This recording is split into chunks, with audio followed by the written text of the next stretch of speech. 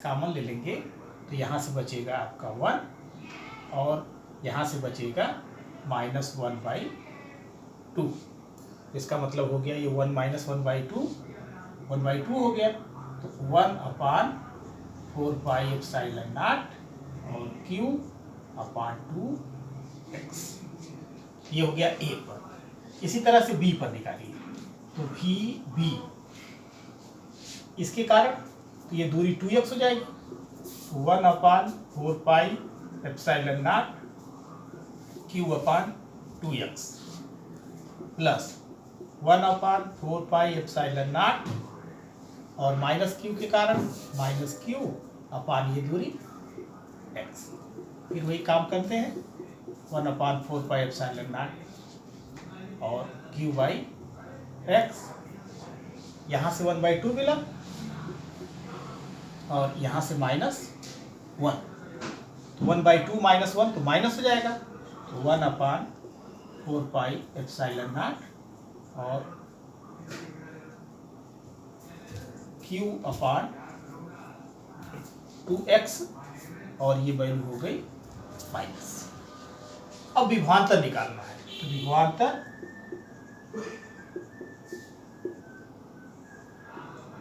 VA minus VB। VA कितना मिल गया आपको, 1/4πε0 Q/2x और माइनस VB मिला है -1/4πε0 Q/2x। अब ये हो गया 1/4πε0 Q/2x माइनस माइनस प्लस 1/4πε0 और Q/2x, तो 1/4πε0 Q/2x यानी Q/x को कॉमन लेंगे तो 1/2 + 1/2 1 हो जाएगा, ये टोटल हो गया। तो VA minus VB equals to 1/4πε0 Q/x, ये हो जाएगा दोनों के बीच विभवांतर। बी भुजा वाले एक घन मतलब क्यूब के प्रत्येक शीर्ष पर Q आवेश है। इस आवेश विन्यास के कारण घन के केंद्र पर वैद्युत विभव तथा वैद्युत क्षेत्र ज्ञात कीजिए। घन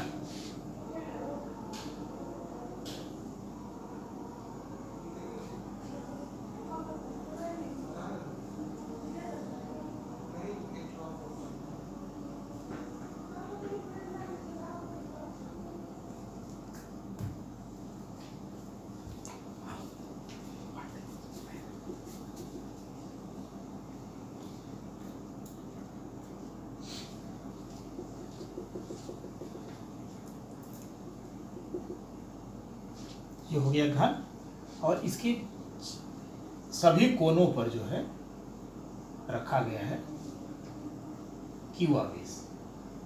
ये सब पर जो है Q आवेश रखा गया है, और इसकी जो भुजा है वह भुजा B है। ये सभी भुजाएं जो है ये B है।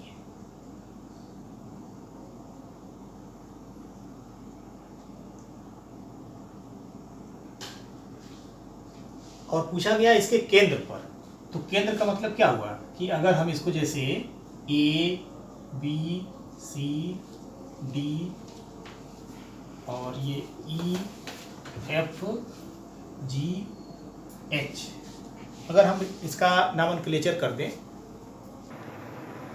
तो सबसे पहले हमें ये ज्ञात करें कि इसका जो घन का विकर्ण होगा वो कितना होगा। घन का विकर्ण बराबर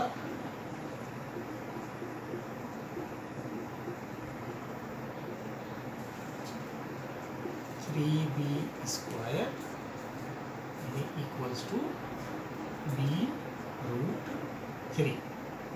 ये हो गया A से लेकर के और जी यानी ए जी विकर्ण हो गया। तो केंद्र से इसकी दूरी क्या हो जाएगी? केंद्र से इसकी दूरी का मतलब हो गया कि जैसे यहाँ से अगर हम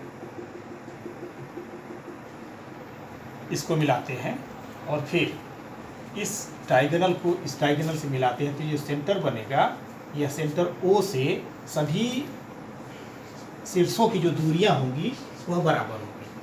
तो शीर्ष से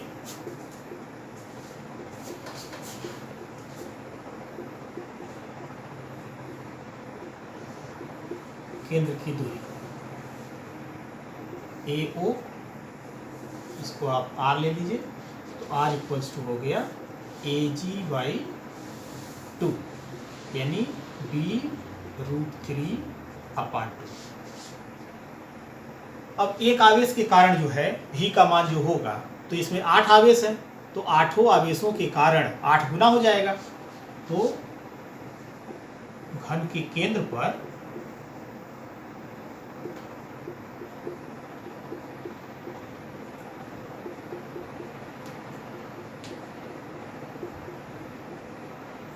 वैद्युत विभव v बराबर 8 इंटू एक आवेश के कारण, तो 1/4 पाई एप्सिलॉन नॉट और q/r, 8 into 1/4 pi epsilon not और q/r, r का मान है b√3/2। ये हो गया 8 इंटू 1/4 पाई एप्सिलॉन नॉट और 2 ऊपर चला जाएगा तो 2q/b√3। अब जो कैंसिल होगा उसको आप कैंसिल कर लीजिए, तो ये हो गया 4 गुना 8, ये हो गया 4, या ऐसे लिख सकते हैं 1/पाई एप्सिलॉन नॉट √3 कर दीजिए, पाई एप्सिलॉन नॉट और रूट आ गया 2 2 जा 4 q/b। देखिए कुछ छूटा तो नहीं, पाई एप्सिलॉन नॉट b√3 यहाँ आ गया 2 2 जा 4, ये इतना वोल्ट जो है उसका मान हो जाएगा। अब इसी तरह से इसके केंद्र पर यह पूछा गया है कि वैद्युत क्षेत्र की तीव्रता भी बताइए। तो वैद्युत विभव अदिश राशि है, इसलिए सबका सम यहाँ पर आ गया, लेकिन वैद्युत क्षेत्र की तीव्रता सदिश राशि है। तो जब यह सदिश राशि है तो इसके केंद्र पर 8 दिशाओं में, इसके केंद्र पर अगर हम इस तरह से बात करें, ये देखिए 4 हो गए, ये 6 हो गया और ये 8 हो गया। तो इस तरह से जो है यहाँ पर जो वैद्युत क्षेत्र की दिशा होगी, यह अगर ये E1, E2, E3, E4, E5, E6, E7 और E8 होगा। अब इस सेंटर पे कितना होगा?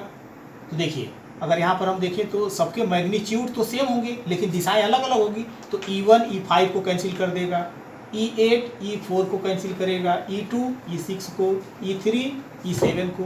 तो इसका मतलब हो गया कि यह समदर्शी हो गया, मतलब कि सभी दिशाओं में एक जैसा हो गया। तो परिमाण जो है बराबर है लेकिन दिशाएं विपरीत हैं, इसलिए एक दूसरे के प्रभाव को खत्म कर देंगे। तो जब खत्म कर देंगे तो ये हो जाएगा वैद्युत घन के केंद्र पर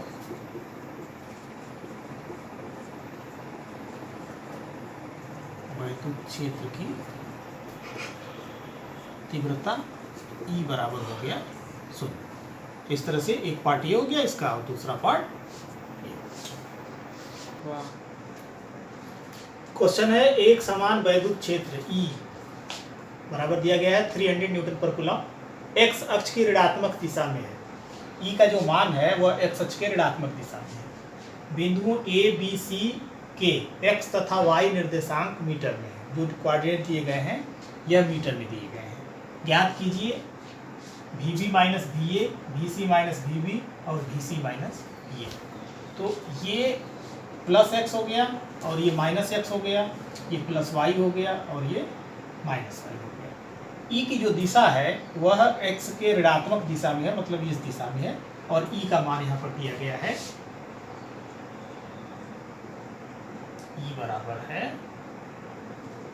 300 न्यूटन पर कूलम, और इसकी दिशा है x के, या आप लिख सकते हो इन नेगेटिव x एक्सिस, ये दिया गया है। अब यहाँ पर जो पोटेंशियल डिफरेंस है, ऐसे फिगर के लिए आप क्या करते हैं कि जैसे देखो फर्स्ट निकालना है VB माइनस VA, तो ये बराबर होगा E into D, E into D, E की दिशा में D, तो E VB और VA का है, ये B यहाँ पर है तो B यहाँ पर है, इसका मतलब है कि B x की दिशा में 4 मीटर पर है और A भी 4 मीटर पर है, तो दोनों के विभव समान होंगे, दोनों के विभव समान होंगे, अर्थात यहाँ पर हम ये कह सकते हैं कि VA और VB ये दोनों का मान जो है सेम हो जाएगा। अच्छा, अब हो गया D का मान जो है यह भी 4 मीटर पर और यह भी 4 मीटर पर है, तो दोनों के बीच की जो दूरी है D बराबर 0 हो गया, तो इसका मतलब हो गया कि E का मान आप जो भी रखेंगे यहाँ पर, तो E इंटू डी यानी ये 0 हो गया, इसका मतलब कि ये 0 हो गया। ठीक है, तो VB माइनस VA बराबर 0।